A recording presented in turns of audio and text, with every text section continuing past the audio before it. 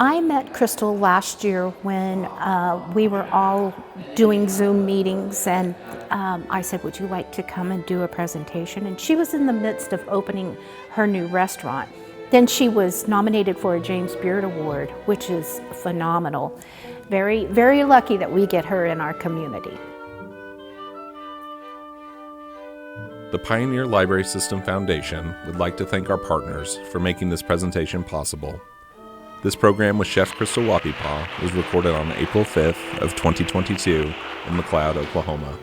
Thank you, everyone, and thank you to the ones that brought me through here from California. As everyone knows, I'm the owner of Wahpepah's Kitchen. What that is we're the first Native American restaurant that's actually taken place, the first one in California. And it means a lot for us to have this restaurant. I just didn't do this alone. Our restaurant, what it represents is food sovereignty, food justice, and we practice native foodways inside the restaurant. I practice what I preach about how we eat in moderation and how we have that connection to our foods and to our land. Just for instance, I put together just a really strawberry salad, really something very quick, but also I'm going to talk about the medicinal. I'm going to talk about why the salad is pretty much popular at our restaurant. It's been popular for me doing catering all over the nation for the past 12 years. Me working on hand with Native American food producer, which I am one also. Me working on hand with Native American farms. We currently have 3 farms, which is in the Katati area, which is in Sebastopol and Santa Rosa area. And what I mean by 3 farms, we work with 3 Native American organizations, and we have them grow for us. They actually approached us, and one is Cultural Conservancy. Cultural Conservancy is a Native-led, where it's future farmers, future people that are interested in how to grow for their community. And that's just not in the Bay Area, but all over in Native country. And so that's what we're doing. I'm a part of the Native American Indigenous food movement. I collaborate with many, many indigenous chefs around the nation. And that's just because, 1, it's a labor of love. 2, I lost my family with cancer. I lost them through diabetes. I lost them through drugs. I lost them in many ways. And how can we have that connection with our foods? And I believe what we eat is who we are. And it doesn't matter if, we're going to eat healthy every day, because that's kind of something that we're taking back historical trauma. We're taking back colonization, what's been happening, what's been going on, maybe for the past over 150 years. But how can we step back and heal our communities? How can we do our part as a community member? And so this is what I've been doing. I've been talking about. I'm a creator. I love creating with indigenous ingredients. How I was raised, born and raised in Oakland. My family was a part of the American Indian movement, and I seen something at a very young age, is that we never had Native American restaurants. And I found out why. Me going through all through the nation and educating myself, educating my children, because all 3 of my children are from the Pomo Nation. They're California Native. They also work into the restaurant, but they're youth. My daughter back here, Kala, she is 19. I have my oldest daughter, she's 26, and my middle one is 22. And they all have jobs, are taking place for the Native American food sovereignty, and how can they incorporate and help in each way. I didn't get a chef out of them. I wish, but they're awesome preppers. And so I just want to give you just a little background on that. And I'm very honored to be selected for the James Beard Award, to be the finalist. Thank you. That is something that is probably unspoken with us indigenous chefs. We work very hard hard. I work almost 7 days a week, 10 hours a day at the restaurant, and that's something that's being recognized. It's just not me being recognized, but it's also our people being recognized, and things that we have been doing as Native chefs, and that's working on hand with our community. So just that work alone, and me being recognized along with Sean Sherman, which is he's the owner in Minneapolis, and all the other people that fought for our rights and fought for us to be recognized in that. And so it's a huge honor. So I'm just not representing me or Wahpepah's Kitchen. I'm representing the youth and our elders and our foods in the right way. And I like to say what I'm going to make here is I have a spring lettuce because we are into spring, which when I got here to Oklahoma, I thought, oh my goodness, it is gray. How can I do a spring salad? But, everybody has their own different springs. Of course, I come from California. It's really sunny. Really sunny and shiny, and our gardens kind of grow differently from gardens from here. So just don't say what, where's the spring lettuce at? But also together, I just put it together. There's a recipe in everybody's packet. It's a very simple recipe, and this is something that's really good for me to introduce as when it comes to berries. Like my children, they're Pomo Native, and so they're celebrating their ceremonial time into the strawberries. And then, of course, my grandparents are from here, along with my mother is from here. I think when you see different berries on my dish, it's very fond memories as I was young. Strawberries, blackberries, blueberries. I do a lot of choke cherries. I like berries. And it holds a lot of medicinal inside of it, but also it's very colorful, and all of us eat with our eyes.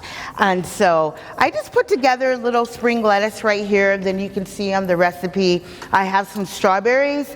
I got everything which is in Shawnee. I really try to encourage everybody to shop local, all the farmers and all the people that are growing for us. It's really nice to support.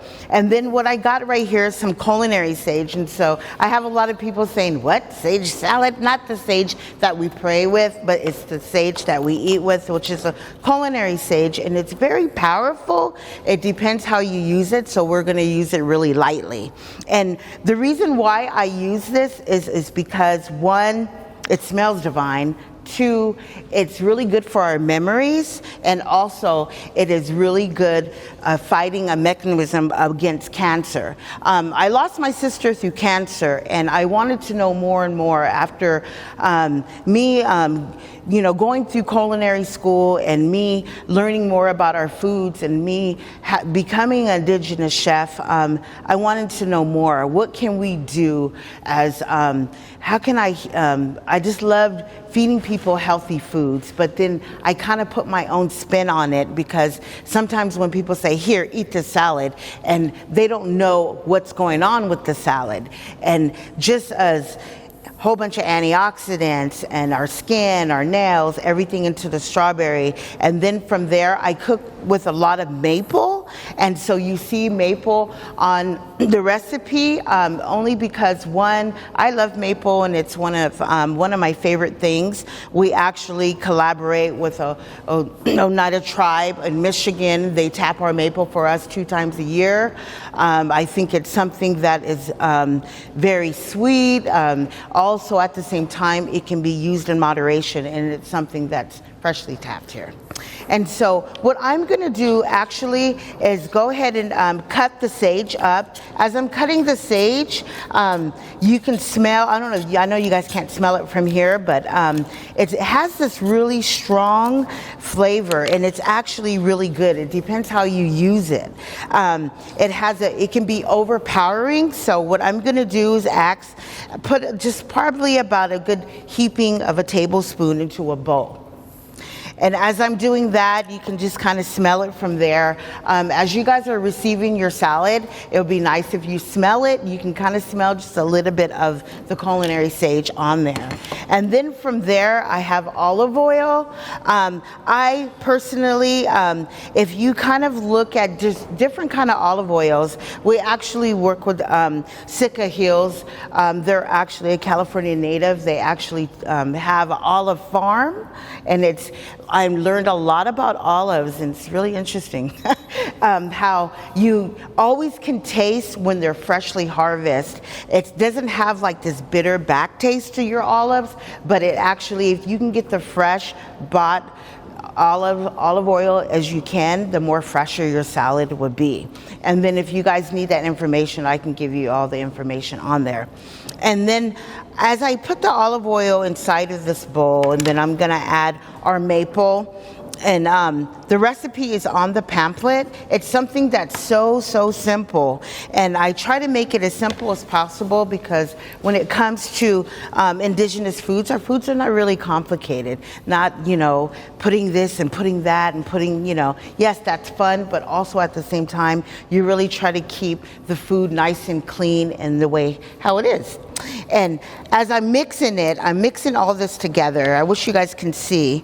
Just kind of mixing it just as you do any kind of dressing, but at the same time, add a little lemon. If you don't want to use lemon, you're more than welcome to use apple cider. And it's really good with fresh, homemade apple cider is like the best. And what I do is actually going to put the whole lemon, I'm going to squeeze the whole lemon into the bowl, and then I'm going to just kind of mix it around. And you want to let it set. You can let it set for, I would say, about 10 minutes, but if you want to let it set overnight into the refrigerator, you're more than welcome to. But make sure you let it set for at least 10 minutes, because when it comes to the culinary sage, it's actually, when you open it, it's actually, it's breathing, and it's actually putting all the flavors into there. And then what I'm doing is just going to add a little pinch of salt. We smoke our salt. I know that sounds like, what, smoked salt? Smoked salt is really good. And so it adds a little flavor to it, And so what I'm doing is just kind of mixing it all together in here and just letting it all talk to each other, because I feel our food should talk to each other. And then, so I'm putting this onto the side right here, and what I did is just broke just a little bit of the sage. But if you want, you can just get one leaf and just get that one leaf and kind of break it, and then you can actually spoon it out with a fork. You don't want to put the sage into the salad, only because it will be very, very overpowering. We're just using it as a flavor. And so as I have the lettuce right here, this is a good spring lettuce. If you can go to a farmer's market, or if you want to grow your own lettuce, I would highly prefer for you to do that. You'll taste a total world difference when it comes to that. I've been really fortunate to have actually, we have, her name's Sage LaPena, and she's actually one of the doctors that are at the Native Clinic over in Oakland and Sacramento area. She collaborates with the other doctors. And so me and her we're talking about, one, how can we incorporate all these beautiful different medicinal foods all together, and how can we feed our community? And so it just so happened somebody overheard and said, hey, I am the owner of a top leaf farm, and since we're in the urban era, like in a big city, because we're in Oakland, he actually has farms on top of his roof. And it's pretty cool. So he has this big, I think it's on UC Berkeley, this farm. And so we end up asking them to lay around 6 beds of lettuce for us, and how the lettuce is. But sometimes it doesn't matter where you're at, how you can grow. Even if you have a condo and you have a little balcony space, always try to grow your own foods. I always try to recommend that. Or something that if you're so busy, you're working a 9 to 5 and you don't really have time. But we're here in Oklahoma, so a lot of things grow just in a certain time because everything is seasonal. And I always talk about how we should eat in season. We eat in season is because that's, for me personally, that's how Creator God made it. We all should eat in season. So if you see a strawberry in December, not unless it's frozen, I wouldn't eat it. Only because if we're fighting depression, if we're fighting how to think straight, or even menopause, it doesn't matter. We should eat in moderation, because how we have these waves of season, think about it. We should eat in the waves of season because it really affects how we think, how we wake up, how we go to sleep. And so I like to encourage that. Just try it for at least, for me, at least try it just for the season, because we're going into spring, and which spring is a lovely season, and then we're going to go into the summer, and then we're going to go into the harvest time. And if you can try to eat like that for a whole year, I guarantee you, you would feel totally different. Not like I'm saying you guys feel all bad right now. But if you'll notice the difference, how we'll wake up. Like me personally, I love coffee in the morning, but how am I going to get through the days, without my 2 big large cups? And so I really try to cut back and try to eat, drink a little tea, things like that. Also at the same time, I am running a restaurant. I have 16 employees, and I do travel all through the country. And so at the same time, that's why I say I practice what I preach. So I really try to eat and kind of do everything in moderation. And so after we just came, we're at the COVID, we're traveling a lot more. And so I, just got last week back from New York. And from there, I try to have a lot of vitamin C, because our bodies don't produce vitamin C. So it's always good to keep these berries on hand, or even like the frozen berries. Like, for instance, what me and my daughter had made, we're making you the salad right now, and I hope you guys get to enjoy. But I did a 3-bean tortilla soup for you guys. And it's with turkey. And so what we did is we just actually just boiled the turkey, like your turkey wings and things like that. And we just put the 3 beans, which is an old time temporary bean. What the temporary bean is probably over 1,000 years old. And this certain bean that we have. And so if you want to find a substitution for the bean, please come up to me. We have the cranberry bean. We have the white bean. We have the black turtle bean. Those hold a lot of iron. So we can have beans at least once a week. That would be great, because it's also good for our digestive system, and it gives us iron just to kind of move forward more. And then we also did a berry pudding. With the berry pudding, I'm in love with crows. There's crows in Shawnee.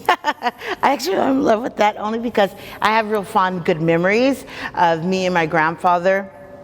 And my grandfather's, from here, and we would go and we would get watermelon, we would get squash and things like that. And so I always like to visit the place. But I did find this amazing hibiscus raspberry tea. And so what we did is we cooked the raspberry tea and put it into the berries. So if you guys have more questions, please come up to me. I'm more than welcome to answer. And so what I'm going to go back to the salad. And so after we just had just made this dressing, I'm letting it set. And what I'm going to do is actually pour the dressing into the salad. And it's always good to toss the salad first and the dressing. You just want to kind of coat it. And as you're coating it, just always add good thoughts. You never know who you're feeding. And then, or if you're all going through the whole day, it's always good to ask, put good thoughts into your salad. So it's tossed in the maple, it's tossed in just a little pinch of salt and the lemon, and of course, we have the olive oil. And what I'm gonna do is I wanted to present and put everything I'm a visual person, so I know you guys are too. If you're not really familiar, you don't have that culinary background. But, we just, strawberries, of course, we have olive oil, and we have lemon. And so what I'm gonna do right here is just go ahead and just slice it, cut off the butt of it, and then from there, and what we're gonna do is just layer the strawberries on top of the salad. And it's this one right here is when you get really your spring lettuce and lettuce, they really don't have, they're just, they're really light. When it comes down to medicinal, you really want to add a lot more medicinal into it just because it's more of a filler and you can fill yourself up through the day. Like for instance, you can add if you like salmon or if you like a rib or if you like, like do a roast beef or something, just add a little meat on there and you can eat that through the day and it will keep you full. For instance, we have one of our salads, it holds a lot of the beans, like I talk about the 3 beans, that's really good. And it goes very, very well with the strawberries.